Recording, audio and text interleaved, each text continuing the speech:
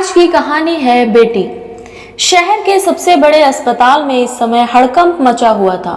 बहू के मायके और ससुराल पक्ष के सभी लोग अस्पताल स्टाफ से बहस कर रहे थे। बहस धीरे धीरे झगड़े का रूप लेने लगी थी। अस्पताल बहुत ही महंगा था। अस्पताल के प्रबंधक मालिक के सामने सेठ गोवर्धन दास क्रोधित मुद्रा में खड़े चीख रहे थे। कहाँ है हमारे खानदान का वारिस? किसे बेच दिया? कहाँ गायब कर दिया?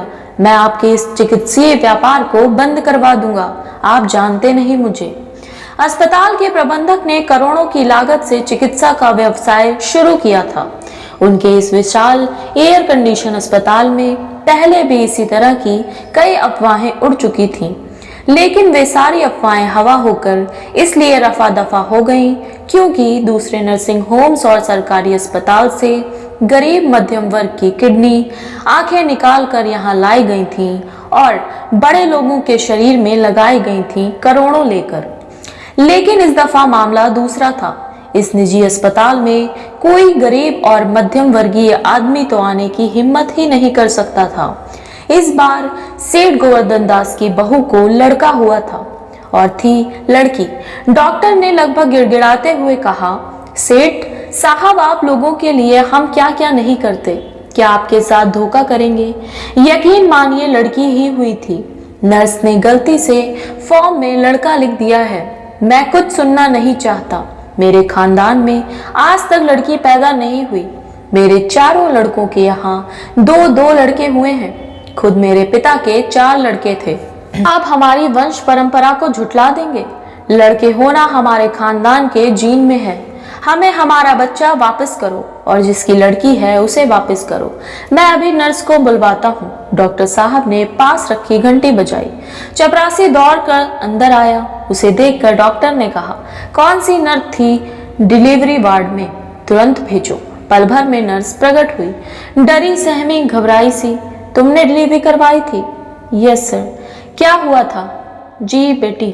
फिर फॉर्म में बेटा क्यों लिखा? सर गलती से। गोवर्धन दास चीख पड़े, गलती से नहीं हुआ कुछ भी। तुमने सही लिखा है फॉर्म में। ये बताओ कितने रुपए मिले तुम्हें बच्चे को दूसरों को देकर लड़की रखने के लिए? मैं तुम्हारी नौकरी खा जाऊंगा, तुम्हारा करियर चौपट कर दूंगा, जेल भिजवा दूंगा। सच सच बताओ कहाँ है हमारा पोता? सर लड़की ही हुई थी, मेरा विश्वास कीजिए। गलती से लिख गया, जल्दी जल्दी। तुम ऐसे नहीं मानोगी। गोवर्धन दास चीखे, फिर पलटकर डॉक्टर से बोले, मैं आपको चंद घंटों की मोहलत देता हूँ। अपनी गलती सुधार लीजिए वरना परिणाम भुगतने को तैयार रहिए। गुस्से में सेठ गोवर्धन दास बाहर निकल गए। जिस कक्ष में उनकी बहू भर्ती थी उसके बाहर उनका परिवार खड़ा था। उन्होंने कहा, यहाँ रुकने की किसी को जरूरत नहीं, सब घर जाओ। मैं अपना पोता लेकर ही वापस आऊंगा। यहाँ सिर्फ नितिन रुकेगा। उन्होंने नितिन से कहा, जाओ बहू को दिलासा दो, मैं तब तक पुलिस मीडिया से बात करता हूँ। गोवर्धन दास बाहर निकल गए। नितिन ने कमरे में प्रवेश किया। अपनी पत्नी के सिर पर प्यार से हाथ रखते हुए कहा, चिंता मत करो, हमें हमारा बेटा मिल जाएगा। नितिन की पत्नी पारुल ने कहा, अब इसी बच्ची को अपनी किस्मत समझकर स्वीकार कर लीजिए। नितिन की आंखों में खून उतर आया। वो चीख पड़ा, क्या कह रही हो? हमारे बेटा हुआ था, हमें दूसरे का पाप नहीं चाहिए। खानदान में सिर्फ बेटे पैदा होते हैं। अगर बेटी मेरी भी होती तो भी नहीं अपनाता। क्या मुंह दिखाऊंगा अपने खानदान को? अपने पिता के सामने क्या कहूंगा? ये कि बाबूजी मैं लड़की का बाप बन गया। क्या इज्जत रह जाएगी मेरी अपने भाइयों के बीच? कभी बंटवारा हुआ तो क्या मिलेगा बाबूजी से? कानी कोड़ी भी नहीं। पत्नी पारुल ने उदास स्वर में कहा, यदि लड़की पैदा होती तो क्या आप मार डालते? नितिन ने गुस्से में कहा, यदि नहीं भी मारता तो तब तक तुझसे बच्चे जन्माता जब तक कि लड़का नहीं हो जाता। मैं क्या बच्चा जन्मने वाली मशीन हूँ? मैं व्यर्थ बहस नहीं करना चाहता। नर्स की गलती लिखित रूप में पकड़ी गई है। हमारा बेटा बदल गया है, हमारे साथ धोखा हुआ है। पति का रौद्र रूप देखकर पारुल अंदर तक सिहर गई। उसने चुप रहना ही उचित समझा। नितिन के बाहर निकलते ही वो नन्ही मुन्नी बिटिया से दुलार करने लगी। बड़े लोगों की बातें तेजी से फैलती हैं। मामला सेठ गोवर्धन दास और शहर के सबसे नामी गिरामी अस्पताल का था। सो मीडिया ने भी जोर शोर से प्रचार करना शुरू कर दिया। अस्पताल में बदला गया बच्चा। सेठ गोवर्धन दास मीडिया वालों से, राजनीतिक दलों, स्वयंसेवी संगठनों, महिला मोर्चा वालों से मुखातिब थे। वे उदास होकर भरे गले से अपने पोते की चोरी का इल्जाम अस्पताल प्रबंधक पर लगा रहे थे। मीडिया वाले अंदर पहुंच गए। उन्होंने डिलीवरी करवाने वाली महिला डॉक्टर और नर्स पर प्रश्नों की बौछार कर दी। बच्चा कब हुआ था, कब बदला गया, कितने रुपयों में बेचा? आपने अपना ज़मीर, डॉक्टर भगवान होता है, कितने रुपयों के लिए आप लोग हैवान बनेंगे? बच्चा कहाँ गया? सच आखिर सच होता है। इतनी बड़ी हेर फेर के बाद भी नर्स की अंतरात्मा ने फॉर्म पर लिख दिया सच। ये किसकी बच्ची चुरा कर रख दी आप लोगों ने? दो दो परिवारों की खुशियां छीनने वाले आप लोगों को जितनी सजा दी जाए कम है। आखिर कब रुकेंगे ये अपराध? डॉक्टर और नर्स जैसे ही जवाब देने के लिए मुंह खोलते, तुरंत प्रश्नों की बौछार लगा देते मीडिया वाले। प्रबंधक ने डॉक्टर और नर्स को बुलाकर कहा, आप लोगों की वजह से ये सब तमाशा हो रहा है।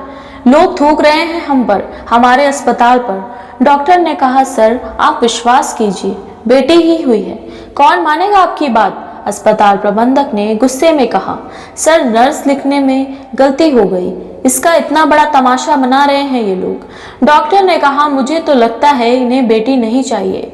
देखिए डॉक्टर साहब, नर्स ने फॉर्म में लड़का पैदा होना लिखा है, लिखित बात ही सबूत होती है। फिर सेठ गोवर्धन दास इस बात को मानने को तैयार नहीं है। आप दोनों की नौकरी तो गई समझिए। सर आप बच्ची की माँ से पूछ लीजिए, नॉर्मल डिलीवरी हुई है, कोई सीजर नहीं हुआ है कि माँ बेहोश रहे। उसे भी मालूम है कि बेटी हुई है उसके गर्भ से। उसकी बात कौन मानेगा? क्या उसने अपने पति से कहा नहीं होगा? अपने माता पिता से नहीं कहा होगा? अब बात बेटे की है। मुझे लोगों को दिखाने के लिए, अस्पताल की इज्जत बचाने के लिए आप लोगों को नौकरी से निकालना होगा। आपको जो कहना हो पुलिस से कहिए। बड़े लोगों के मामले में गलती नहीं चलती, आप लोग जा सकते हैं।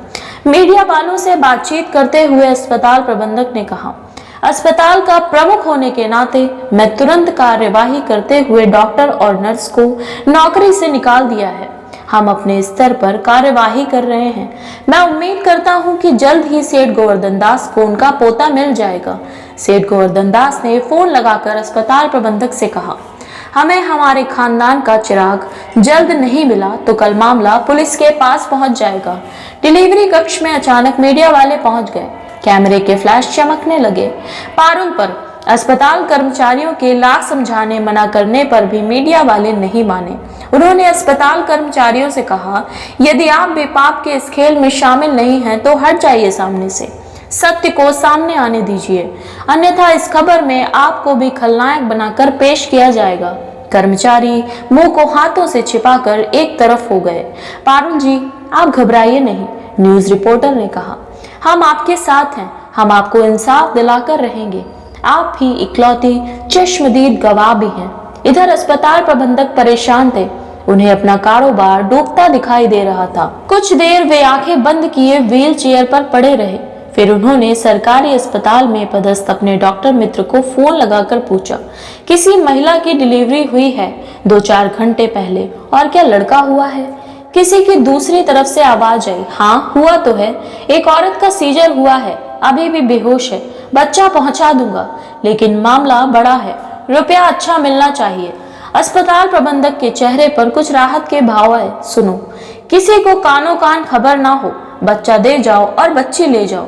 दूसरे तरफ से फिर आवाज आई, अभी तक उसके घर के लोग नहीं आए हैं, जल्दी करना, मैं बच्चे को भिजवा रहा हूँ अपने विश्वसनीय आदमी के हाथों। Okay thanks doctor. पारुल नन्ही बिटिया को दूध पिला रही थी। तभी अस्पताल प्रबंधक सेठ गोवर्धन दास पूरे परिवार और पीछे पीछे मीडिया वालों को बधाई देते हुए बोला, मुबारक हो, आपका बेटा मिल गया। नर्स ने बदल दिया था, हमने सख्ती बरती तो उसने मुंह खोल दिया। ये रहा आपका बेटा। उसने बेटे को पारुल के पास रख दिया। सेठ गोवर्धन दास और उनका परिवार खुशी से झूम उठा। मिल गया माँ का लाल। मीडिया ने ब्रेकिंग न्यूज शुरू कर दी। जैसे ही पारुल के हाथों से उसकी नवजात बिटिया को लिया गया, वो बिफर पड़ी। माँ थी वो बेटी की। पारुल क्रोध में चंडी बन चीख पड़ी, खबरदार जो मेरी बेटी को हाथ लगाया। मैंने बेटी पैदा की है, कोई गुनाह नहीं किया। जिन्हें बेटा चाहिए वे तलाक लेकर अपने बेटे की दूसरी शादी कर लें। ये मेरा खून है, ये मेरी बेटी है। किस माँ की को गुजार कर उसका बेटा ले आए, वापस करके आइए। सेठ गोवर्धन दास ने अपने को आसमान से गिरता महसूस किया। पारुल का रौद्र रूप देखकर नितिन की भी हिम्मत ना हुई कुछ कहने की। अपनी बेटी को सीने से लगाए पारुल रणचंडी की मुद्रा में थी। अस्पताल में सन्नाटा छा गया कुछ पल के लिए। धीरे धीरे लोग पारुल के कमरे से जाने लगे और मीडिया वाले भी चले गए। जब नितिन ने अपनी पत्नी पारुल का बेटी के प्रति ममत्व देखा तो उसका हृदय भी पसीज गया। उसे अपनी गलती का एहसास हुआ और दौड़कर उसने अपनी बेटी को सीने से लगा लिया। उसे समझ आ चुका था कि बेटा और बेटी में कोई फर्क नहीं होता है। अगर आपको हमारी ये कहानी पसंद आई हो तो हमारे चैनल को सब्सक्राइब करें।